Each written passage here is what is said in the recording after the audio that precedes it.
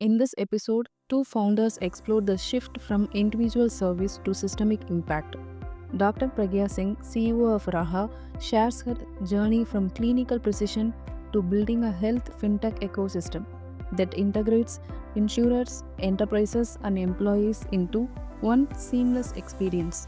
In conversation with the CEO of IRA Coaching, this episode dives into leadership, systems, and business success. Pragya, every time we speak, I feel we're solving different sides of the same structural problem. Now, I build tech to educate, and you moved from service to systems. So you started as a dentist, but tell me, really, when did you realize your impact wouldn't stay inside of a clinic? I think it was very early on, Radhika. Once I finished my dentistry, I kind of realized that's not something which I would want to do, because when you're working as a clinician, there is a limited impact which you can create and limited lives which you can touch. And since India was moving into a digital space, and I understood if I ride on that tide, it's easier to increase the impact and compound it. I think that's what about it that helped me to shift from just being a clinician to a digital clinician. So, so you're saying a lot of rewiring internally. Oh, that's nice. But see, Yeah. when you move from clinical outcome to structural outcomes, that's a very powerful evolution by itself. But I mean, as much as I understand medical practice, there is a certain protocol, there are certain defined ways. But in a startup which you've kind of wound up in such a nice way, there's so much ambiguity, isn't it? So, what was the hardest internal rewiring for you? I would say the hardest internal rewiring was when you're in clinics or as a clinician, you are the person who everybody is seeking to meet, or you are the center of everything. But whereas when you become a founder, it's not about you being the center. It's about being the problem, being the center of the focus, and what are you trying to resolve for your customer. So your customer becomes the focus. You're not the focus. That's nice. So I think entrepreneurship just strips us down and just rebuilds us in so many ways. But tell me something. When you built Raha, you entered a very large layered ecosystem, if I can say, because there's so many stakeholders there, insurers, intermediaries, TPS, hospitals. So how did you prevent yourself from trying to solve everybody's problem at once at the same time? So I think I will place it this way. I get this asked often, like insurance is entirely different sector, but I do not see it that way. See, I see the natural extension of healthcare, which you want to fix, where it's the primary thing is somebody is sick, so you move either to preventive and you have a direction of preventive and reactive both. So if you have to address that, people needs fundamental financial support, which is where the support of the whole industry of insurance comes in. So the idea of insurance is actually seeded into the safeguarding people from the untimely sickness which they might encounter in their life. So helping them, making themselves risk averse, and how something which they might not be envisioning today and may happen, and how would you make them secure of that. So there are two aspects always. One is you educate people and you ask them to be healthy and preventive healthcare, but since it's a human behavioral change, it is much harder. So other thing is you by default account that people will not be educating themselves and following something, so you put a safety net. That safety net is insurance. Like you tell them, okay, you do this, but if you still fall sick, this is your safety net. So that's how I feel the two things are related. Right. But again, see, when we talk about multiple stakeholders, obviously, the wavelengths are different, the positioning, the deliverables are different. So, I mean, you are in a space where you're trying to digitize the entire ecosystem involving all these people. Obviously, I mean, to my mind, I feel you can't digitize chaos, isn't it? So, you have to have a certain process clarity. And so, where do you see this aligns with your interest and Raha's positioning? So I think I always take back all my learnings to being a clinician. So when you are being taught to be a clinician, you are taught in a way where center is not you. The point is not on saying this is what is wrong. So you have to go and first hear and understand from the patient and in a very structured way, because a small change of the placement of saying, okay, did the fever come first or the pain come first, decides the entire direction of diagnosis and treatment. Similarly, it helped me understand it's not about what I'm trying to solve. Most important is whose problem am I trying to solve and what is the problem. So if the problem is the end consumer, the center of product or any solution is how am I solving the consumer's problem. So from there, once I backtrack, every stakeholders which comes in line, at the end of the day, all of them are trying to solve the consumer's problem. So how do you weave them together in a pipeline of flow where everybody is structured and comes in a point of time to do their designated job without having dependencies or lack of information to be. See, the system only solves one problem. Correct. It makes information streamlined, clear, and visible and translucent, transparent to every stakeholder. That's the only thing which was lying. So that's the only thing which we are trying to solve.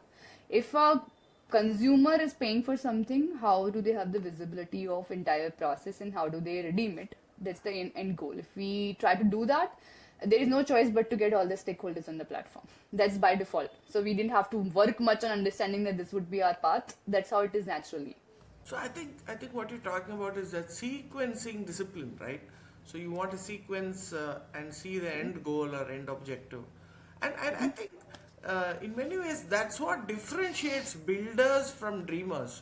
Because I mean, anybody can have a desire to build a business, but then to look at those nuances and build what is most relevant. I think sales. When you really began automating workflows, or let's say I think you have a product on sales, I hear, so those sales pipelines, or even the policy management, which is your fundamental thing. What is the foundational approach? Is there anything common in terms of technology, workflows, sales, policy management? What is it that's foundational to all this, in your opinion? So I'll go back to again my clinical experience. So we are taught one thing, which is like how do you do emergency management?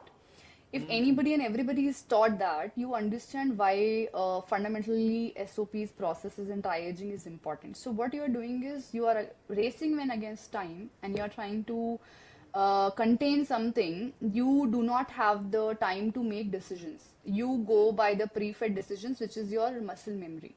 So similar thing, once it comes to hear and understanding how would you translate and make things efficient, you realize that it has to be built in such a way where it's structured around SOPs. So there is no ambiguity of decision. You are focusing your time only on the necessary decisions. So if you want to, the purpose of automating everything is only you remove the decisions which does not need your time and you focus on only on the decisions which needs your time. Or to an extent to say it's about relationship building, which is the most time consuming thing. So you should not be focusing your time on doing menial clerical work. Rather, you should be focusing on interacting with people, which is the fundamental part of doing customer service. And that's how it is. So you build certain SOPs so you don't think about those. You do it as a muscle memory and you deliver what is required to the consumer by focusing on people management and emotional management. Since it is healthcare and insurance, most important thing is how are you managing your consumer's emotion. I think it's like that sweet spot where structure is so important, but at the same time keeping empathy as well.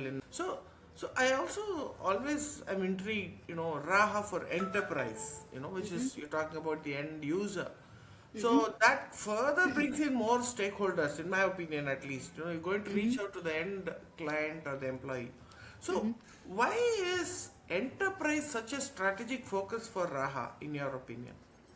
So what we understood is still people in India do not really focus on purchasing their own insurance. So if at least this set of audience, which is already educated and is in the place, how do we enable the enterprises to enable their own employees was our idea. So when you address this population, that creates the awareness for the rest of the funnel to understand that what is the importance of having an insurance and what it helps you with. So for example, what we want to do is our focus is enterprise with a reason. You enable the organizations to have a healthier workforce. Our focus is that. So how do you build actually the health space? It's again, so going back to my understanding of the public health systems or how it works. So when you're saying primary, secondary, and tertiary, we are still handling the tertiary population. We have not even touched the secondary and the primary healthcare dependent population. So how do you fix it? It's always about how do you make the awareness of this layer, then you percolate it down. So that's why the enterprise is the biggest funnel, which has the capacity to uh, create that awareness and educate people to be healthier. And in turn, it includes how you increase efficiency of everything. So it's not about increasing work efficiency. It's about making people also realize that life is beyond work as well, and it's not just about work. So if you are healthier and you are physically healthy or mentally healthy, there is a different level of endurance and there is a different level of drive which people have for doing their work, where the work is not center of their life, but work is a means of doing what they want to in their life. So it's all about ultimately people, right? And that's something very interesting. Both our industries impact, in training as well. People become the fulcrum, and you're also talking about people, the employees who are the fulcrum of what you're doing. So I think it also boils down to your own team, right? Now, how do you ensure that your team feels that responsibility of empowering more people, real people, of course, without they themselves feeling overwhelmed. Do you think they understand and get this context in terms of managing human outcomes? So I'm sorry, Radhika, but I'll keep going to my healthcare references and the jokes which we That's used to fine. have as an intern. So there's always this joke, even the biggest of the surgeon, like the topmost of the surgeon, is always scared of the head nurse. Nobody Ah, messes with the head nurse. okay. So when you're performing in a high stress environment, it's your support system which is most important. So you cannot take it lightly, and you have to understand that how you are channelizing the importance of the impact which you are trying to create to your team. So the percolation of the vision has to be there to the team, and that clarity has to be there. What is the function which they are doing and why it is important? And that I learned from my experience being in the clinical space is like you cannot treat a patient standalone. You need a set of 8 to 10 people to do one surgery or do any other thing. So you cannot do same thing anywhere alone. So you need a team which understand what you are trying to do, and you are moving like a very synced machine, and that's how it works. No, that's nice. People centric, starting from us, within us. That's nice. Yes. But then again, there is also this hype of technology and AI because that becomes the pitch deck, whatever. So, how do you keep your product also? One is the team, and then how do you keep your whole technology product human centric? See, if your product is not solving a real problem, it is never going to be successful. So, for example, when you're building a product, the answer itself lies in what problem are you solving for whom. Going back to our first discussion point, when you have understood what is the consumer's pain, and if you're building your product to that, in my life or how I've understood is technology is a means to do what you want to do in a faster way. It cannot teach you what to do. It cannot make you understand what is the problem. That is the intuitiveness which you as a human have to process information and arrive on it. It can only enable you to give a solution, and a solution which can be scaled. Otherwise, if you're scaling it based on people, that is a long journey and not scalable beyond a point.